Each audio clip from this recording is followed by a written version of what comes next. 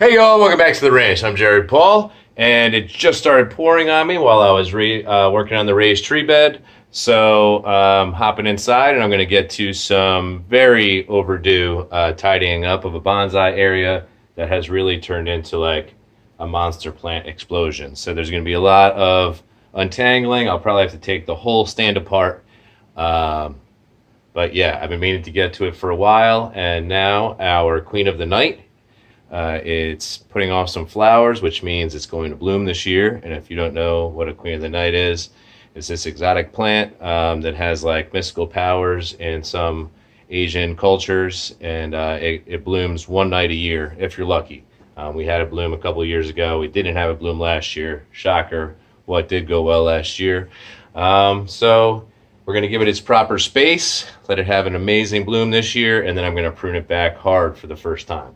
But anyways, let's get to that much overdue bonsai area reorganization. That's what's coming up on today's episode of Jarhead Bonsai. All right, so on the right, this is the queen of the night, if you've never seen one. That's Bruce's prehistoric bone that he likes to chew on continuously in the background. Anyways, so they're getting nice and woody. Laura and Franny got these for me for a present a few years ago, and they have bloomed once, and it was absolutely epic. So the update on those would be these little flowers. They're coming in, and they get like, I don't know, probably like that long before they finally bloom, and they're huge, and it's epic. They're like white and purple, totally cool. So as you see, it's grown like crazy. When she got it for me, it was like, you know, basically extended out to about this leaf. And now I repotted it last year, and it responded with these long shoots. You see them all coming down here. They're like tackling my other bonsai table, reaching out into the living room. And then boom, boom, boom, coming this way. They're hanging out with the zigzag cactus and the other cactus over there. So it's crazy. So this year the plan is to give it its space, let it bloom beautifully, and then we're going to prune it back hard, back to like a bush shape, and let it grow in strong. Now over here, so the organized part is this nice little succulent trio that Laura and I did. And that one's it hangs out up top. But even here, there's a spider plant reaching up. So we've got spider plant down here, this cactus. You see this cactus? It's not that sharp, but you know, it's coming out into the walkway now. Stella's going to be crawling eventually. And that thing grows out of this little owl head. That is where it started. So this nub was all it was. And a client gave me like a planting of 3 different cactus and succulents that needed rehab. And I think I put a nice jade plant in place of this, and I just planted this nub. And it is crazy, as you can see. That's all it. You know, it just comes down there. Yeah, so there's that. And there's this zigzag cactus that I planted in a cigar box well over 3 years ago, so about 4 years ago, and that was from a cutting, and it's gone wild. So I'm thinking that we're just gonna have to take this thing apart. I found the Allen wrench that fits these little suckers here, so I'm gonna throw it on a time lapse, take my time, and put on some cool music. So enjoy this reorganization time lapse. Stand by.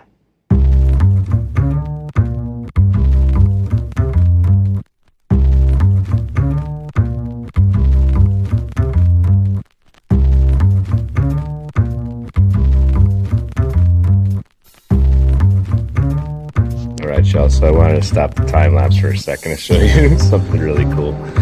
So what's not cool is I'm finding a lot of what I think are mealybugs and their eggs on the various spider plants, and I even think I might have saw some scale on that one. I asked Laura to take away to the kitchen because it was infected. But cool thing, now I know how the cactus is like growing and thriving. It has rooted itself over here. How cool is shows that how thick those roots are coming off of just a branch.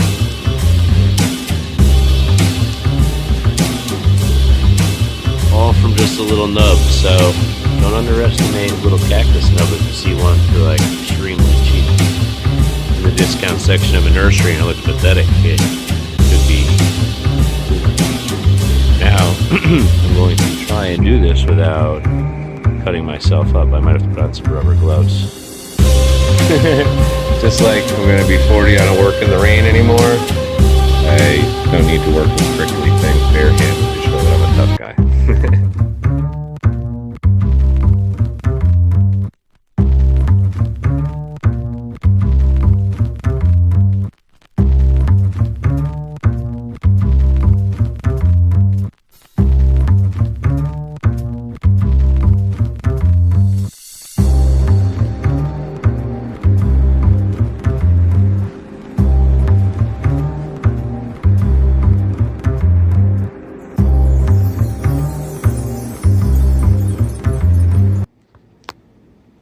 Alright, so just to show you where I'm at here, I've got this guy pulled out of here because I wanted to take a look at the branches and such, and just like I thought, these got mealybugs too. So I'm going to take these all-natural, like Ready Clean disinfectant wipes. They have essential oils on them, and I'm just going to wipe these leaves clean, get those mealy bugs and their eggs or whatever the hell those things are off.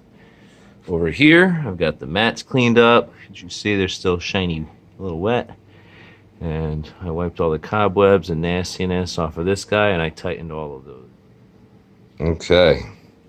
So here we have our zigzag cactus, and that's growing out of a cigar box. They like to be root bound. And this is from a cutting. Isn't that incredible? I mean, the cutting must have been like this large 4 years ago, and I just let it grow. Water occasionally, mist, try to keep it bug free, and man, I don't know that I want to put it back on there. I wish I had a spot to make it like an epic hanging cactus. Like, that would just be awesome. So we'll see what we can do with that.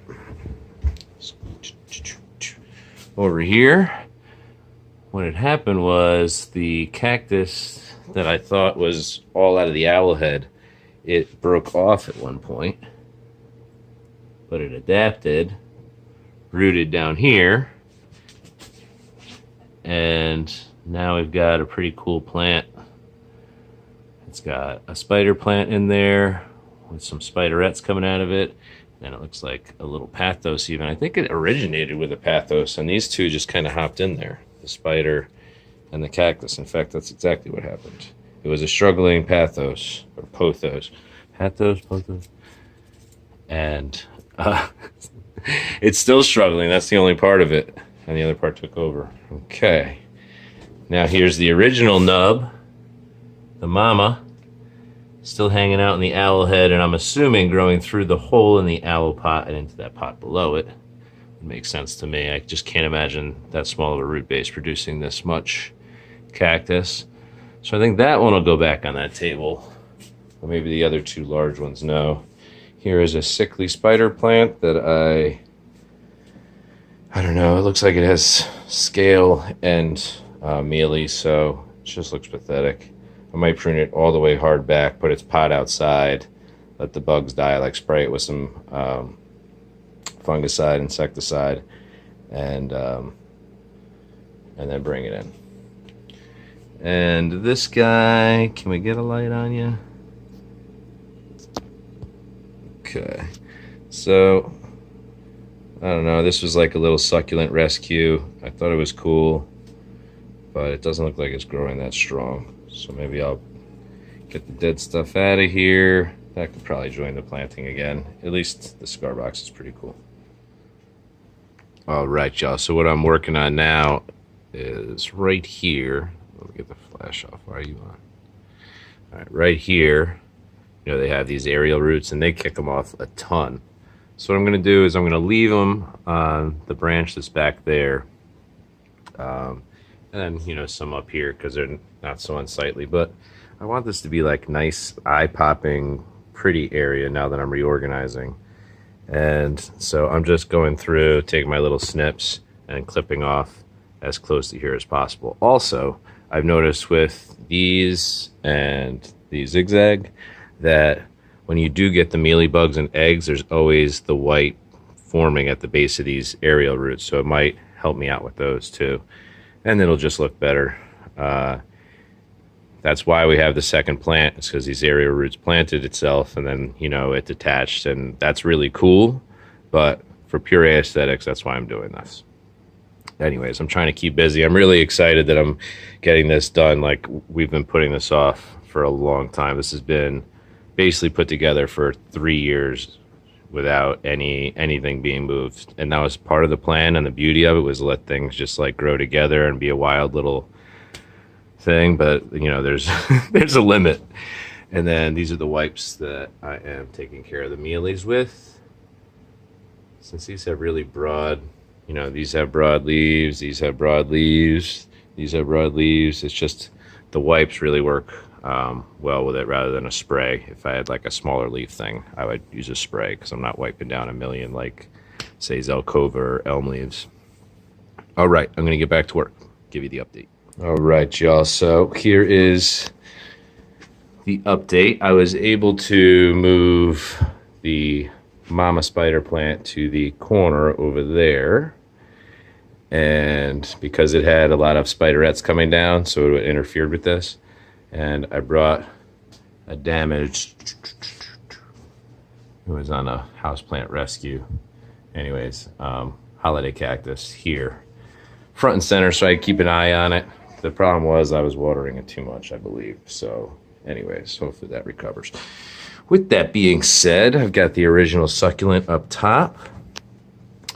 The succulent we're trying to give some room and life. A little accent plant, which happens to be another holiday cactus. So I like to put groups of plants around in the same area, the same species like that. And here we have the original owl cacti, and I clipped all those things off, and I like how it kind of like hugs the planting and still extends, being like the crazy plant on the thing, but everything has its own space. Nothing's intersecting. And the last one is the most recent jade planting to come from my broski Scott at Let's Do Bonsai. He's in Sheffield, England. Got a great channel, tons of jades. Check him out. All right, cool.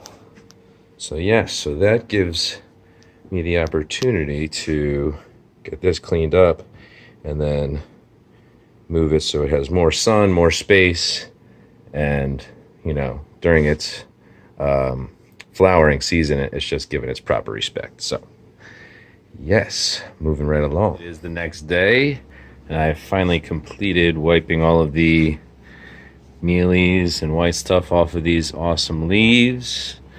Keep finding these awesome flower buds. Each one of these is so special.